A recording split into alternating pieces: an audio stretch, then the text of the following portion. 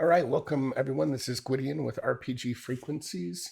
Today I'm going to do something a little different and I'm going to play a solo horror journaling game called Whispers in the Walls by Pandion Games. Now, I've flipped through a few pages of this game, but I don't know a ton about it, so I'm hoping that this goes well, but that's part of why I'm not streaming this, is just in case this doesn't go as well as I'd planned. So I've put the card decks, which is what you play this game with, just a standard card deck. I put this into playingcards.io. So I will be using that most of the session, and I'll flip to the PDF, but I'll try not to do that much on stream so that it doesn't kind of break the flow of the game. I'm going to be playing some music, and it's either from Monument Studios or Plate Mill Audio.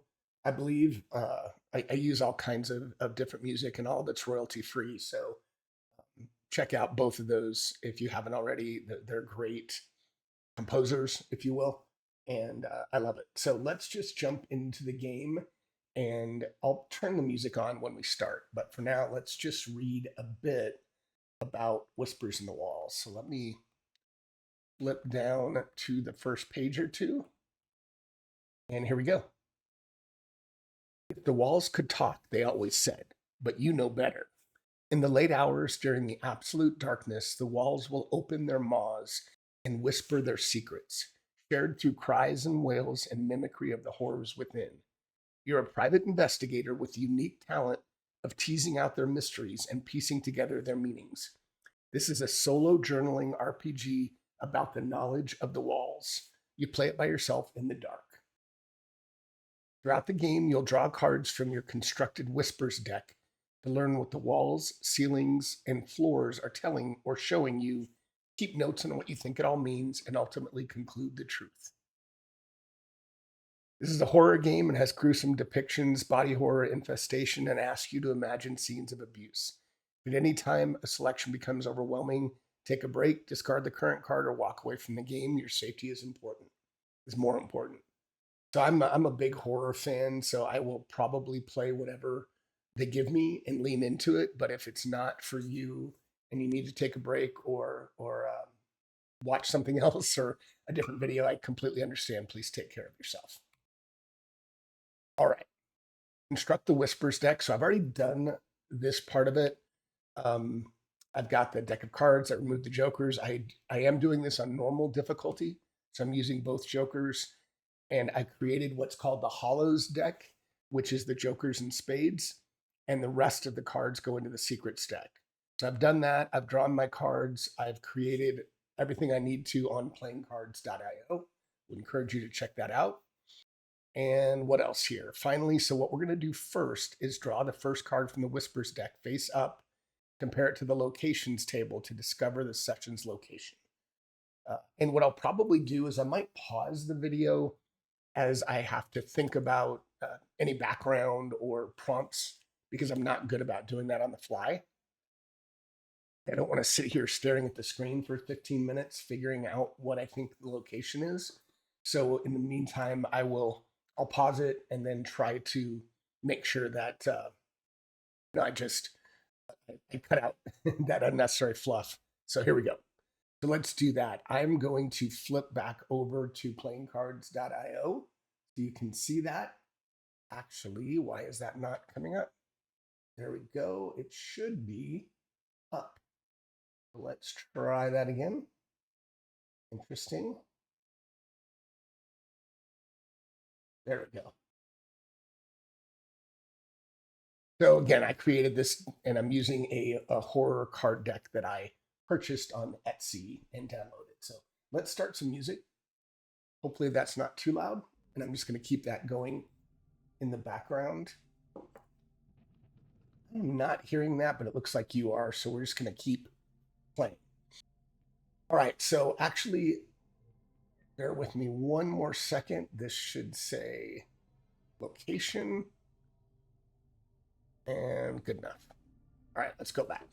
So this is my location card. So let me go ahead and click on it. And it's the Ace of Diamonds. So I am going to go to the PDF, but for you, I'm going to leave this on screen. I just don't want to flip pages on the PDF. So let's find the Ace of Diamonds location, and I will read that. So what the locations in general reads is anguishing and torment as their secrets crush their beams and foundation with their unbearable weight. They yearn to surrender the burden to another so that they may sleep. So now let's get into my location since I drew the ace. So my location is a museum. So I'm going to start typing a little bit just so I have some of this information. So museum, the dark interior draws you in, cold like a morgue. Its hard walls are partially hidden with broken display cases. Outlines where old paintings used to hang give the walls a mottled look, and webs cling from the corners. Everything here echoes in the chambers, even your heartbeat. So I'm going to make a couple of notes. So dark interior.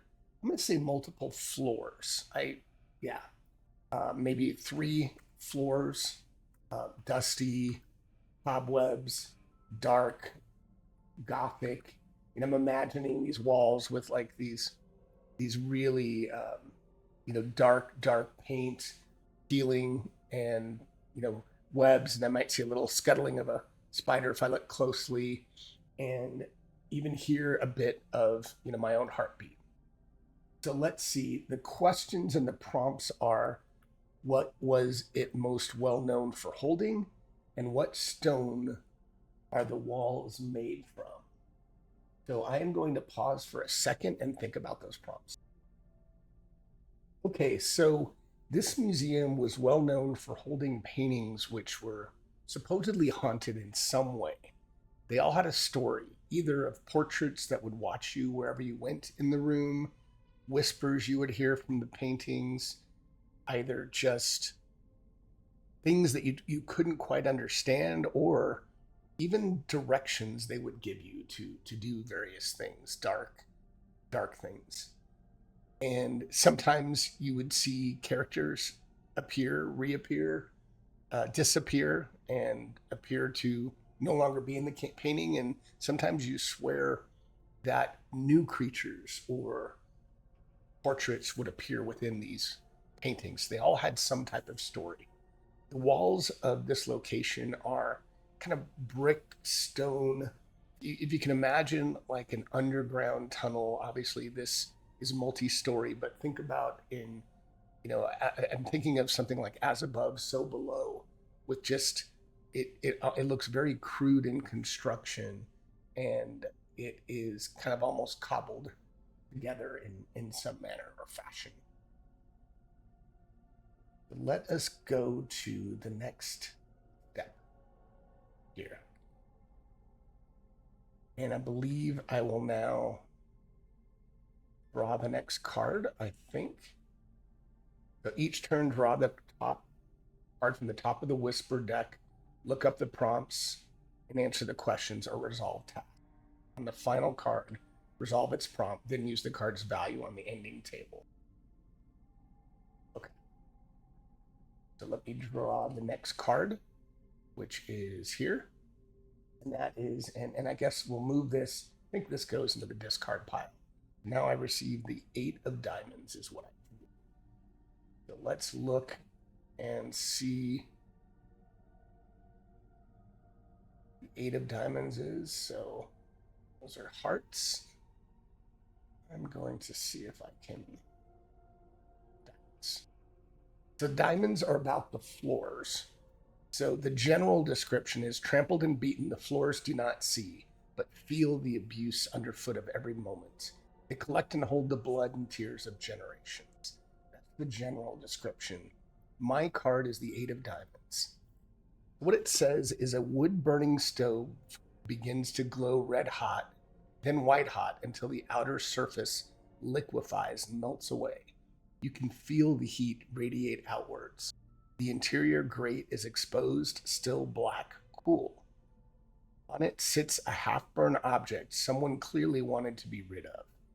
It is sad to think this object would ever see fire instead of love. Describe the object thrown into the stove. All right, let me give that some thought. Okay, so I pick up this object, and I'm thinking it's going to be super hot, but it's not.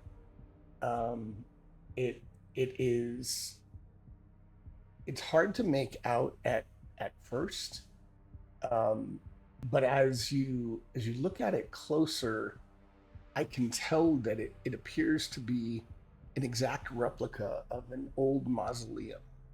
So if you think about a something that you would see in an old cemetery, there's no distinguishing marks specifically, but it's got a lot of different symbols, things that I can't quite make out, and it's burned and melted and almost reddish black in appearance. So okay, so with that, I think that will go into our discard pile. Move that into our discard, and let's draw our second card. Three of Hearts. So hearts are in general the walls. So whereas diamonds were the floors, the hearts are the walls. The general description is creaking, groaning, sighing, pulsing, rattling, shaking. The walls are alive and breathe. They look inward and protect their occupants from the elements, but are helpless to protect them from themselves. So we received a Three of Hearts. So the description is hands press against the walls, pushing it outward like taut fabric. Their details in sharp relief like well-carved marble. They're reaching, begging, yearning for something in the room. All the wall's hands reach for it. So the question is, what age were all the hands? What were they pointing to in the room? Look it over. What did you discover odd about the object? All right. Be right back.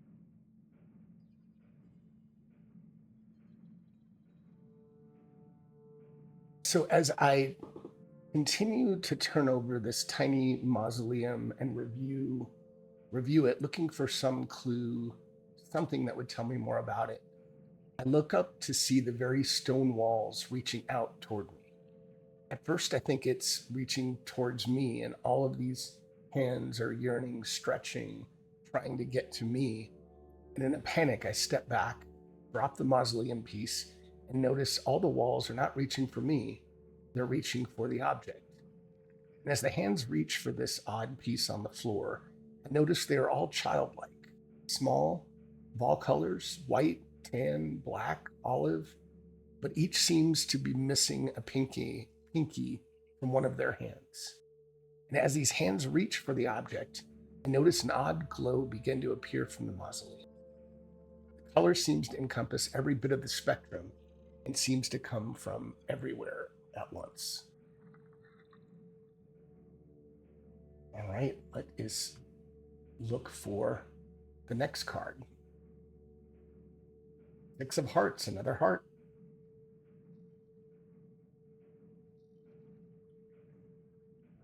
Okay, so a wall flutters like paper, thin and wet. That's interesting. The edges peel away, and behind are glowing embers of raw memory floating in an expanse. Some sob, others laugh, but one glows brighter than the rest. A tight, controlled sigh of frustration emanates from it, and it's pushed towards you. You reach out and touch it, and a pain burns through your fingers as it enters your mind. An old, half-burned movie reel plays a faded memory of an unhappy time. Describe the person who sighed. What were they doing in the scene that caused them to sigh in frustration? Right? I look at the walls. A piece of this stone wall, about the size of a large book page, slowly peels from the wall and floats towards me. It is ethereal and passes through the webs protruding from the walls toward me. As it floats toward me, the edges crumble away, leaving a myriad of colors. The colors pulse, and as they do, I hear laughter, sobs, and coughs, and a cacophony of sound until I see only a dark violet pulse. And as I stare at it, I hear and feel a sigh of frustration emanating from it. I reach out to the pulse, and as I touch it, a burning fire explodes from my fingers, through my arms and chest, up into the very recesses of my mind. The fire recedes in my mind. It is replaced by a movie playing in my head. This scene is of a child, young, perhaps 9 or 10 years old, staring at an old tire swing that is hanging from a tree in a cockeyed fashion. One of the ropes appears to have been worn through, and the tire is now touching the ground. Clearly, the swing is no longer usable. All right, let us find the next card. 8 of Hearts. Wow, a lot of hearts. Let us go back and we'll go to the 8 of Hearts. A wall hook rattles loose and speeds around the room. You dodge and weave, but it was only a matter of time before it slammed into your head, knocking you unconscious. When you awake, you've been sealed into a small, dark space. In what manner were you sealed into this space? How do you escape? All right. Give that one some thought. Okay. So hook rattles loose and flies through the room with blinding speed. Follow it for some time before I lose sight of it. I hear a whiz from directly behind me of something moving with incredible speed, and then only darkness. I awake in a small space. I can stand, but my head nearly touches the ceiling. The walls are all within arm's reach. The room seems to have no door, and I press on each of the walls as my eyes adjust to the darkness. I don't know how I was put into this room, and I stand in the room for what feels like hours. I press every inch of the floor and walls and finally do the same with the ceiling. My fingers touch something that appears to be a small impression. As I push the impression, it depresses up into the ceiling and the ceiling slides away. I pull myself up out of this small room into the first floor of the museum. What was this room? Panic room? Something else?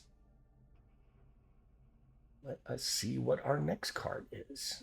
About halfway through our card deck. Ooh, not a joker, a Jack of Clubs. Look at what that is. See what clubs are. I have not encountered clubs yet. Okay, clubs in general are the overhead. Interesting. The roofs overhead are oft ignored and forgotten until the weight of their burdens come crashing. That's the general description. Let's look at the Jack for me. Scraping sound pierces your ears and you feel taller for some reason. No, the ceiling is falling toward you. It consumes the walls until you lay flat on the ground. Shattered pieces of furniture poke at your skin. The ceiling stops at the tip of your nose. You look around for what it wants you to see from this vantage point, and you spot something hidden along the floor out of sight. What is it? The ceiling rises back. Describe the unexpected state of the room. Okay, this might take me a bit. Interesting. As I climb out of the tiny room and scurry away from it, I catch my breath. And as my breathing slows, the echoes of the pounding in my chest begin to fade, replaced by scraping sounds. That is now all I can hear. I look up to the ceiling, falling toward me, collapsing. The crumbling walls are coming towards me until I'm lying face up, staring at the ceiling, which stops its crash about a foot from my nose. Startled, I roll over onto my stomach and immediately see something, a glimmering piece of metal. As I get closer to the object, I see it is relatively small, easily fits in my hand. It is made of onyx with 2 inserts on opposing sides. I put my thumb and index finger into each side and slide the mechanism open, revealing what appears to be a tiny guillotine. It takes me but a moment to realize this is an old, very macabre-looking cigar cutter. All right, so that is the Jack of Clubs, and we have 3 cards left. 9 of Spades. I don't think I have a spade yet. So give me 1 second. Didn't mean to do that. There we go. All right, let's see what spades are. The hollows. So the general description is the hollows call. They collect and hold the lost, forgotten. Terror and horrors are tucked away in the between spaces like forgotten toys under the couch, never truly gone. Let's find the 9 of Spades. The floor opens, wide and spacious. The rush of air flows past your entire body, and your stomach yawns into free fall. The whole of the world is below you, and it quickly approaches. The terrain is shaped to spell a word or draw an image. Describe what you see below. Wow. All right, let me think about this one. As I contemplate why this object is here in the museum, why in this room, why on this floor, what was happening with the feeling. As I think of all of this, the floor below me vanishes. I'm immediately falling. The rush of air flows past my body, and my stomach yawns as if I'm descending on the largest roller coaster I could ever imagine. The world begins to come into focus below me. As I look at the terrain below, a word takes shape. Can't make it out at the start, but as the ground rushes toward me, it comes into focus in my mind. Safe. Right. Almost done. Ooh, ace of spades. I don't know if that's good. I guess there's no good or bad, so let's go back to ace.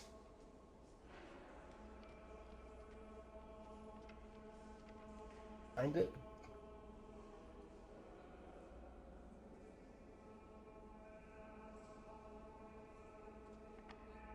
Go back up to the top. Okay, here we go.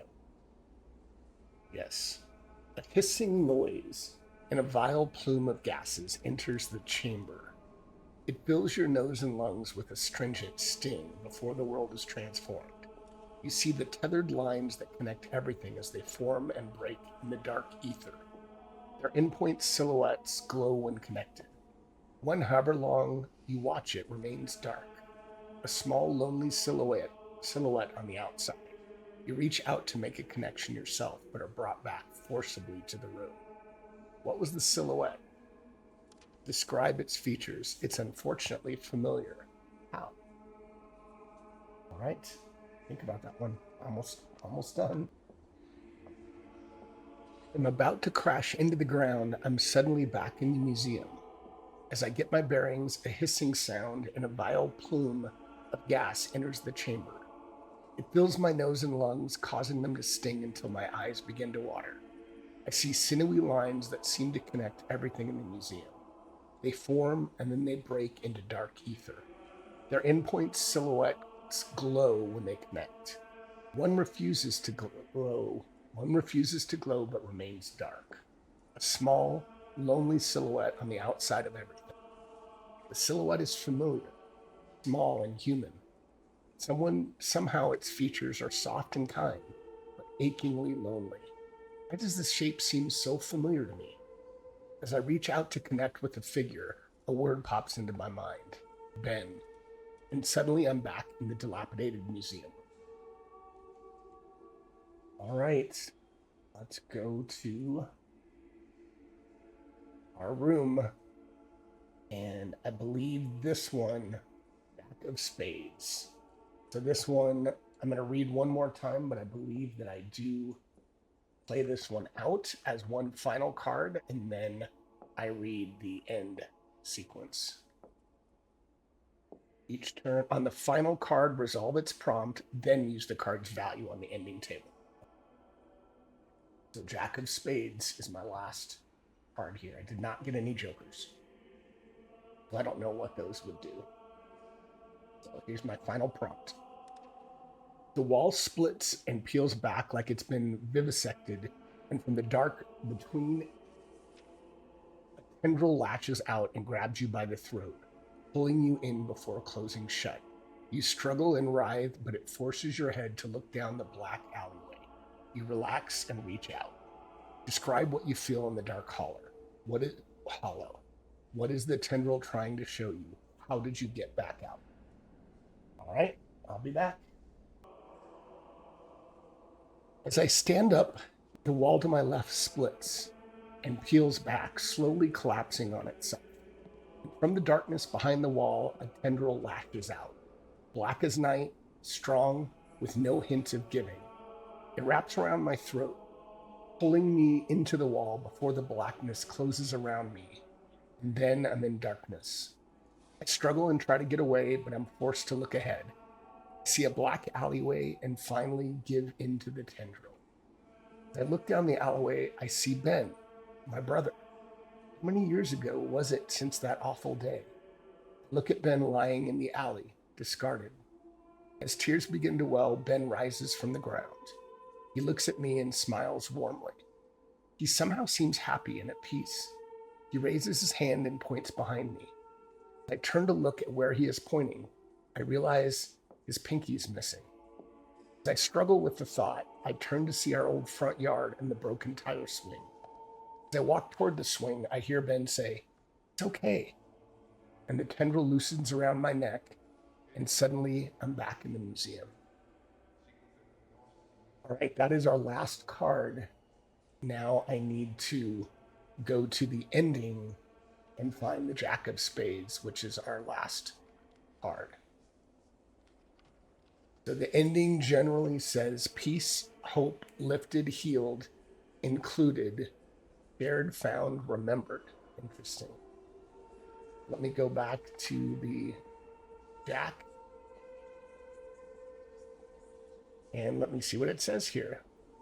Laughter erupts from the walls, the kind only felt when a great stress is lifted, and the adrenaline can finally leave the system. And as it always is with this laughter, it turns to sobs. The tears flow down the walls and begin to fill the room. You try the door, but it is still locked. Look over your notes and come to a conclusion about what happened and why.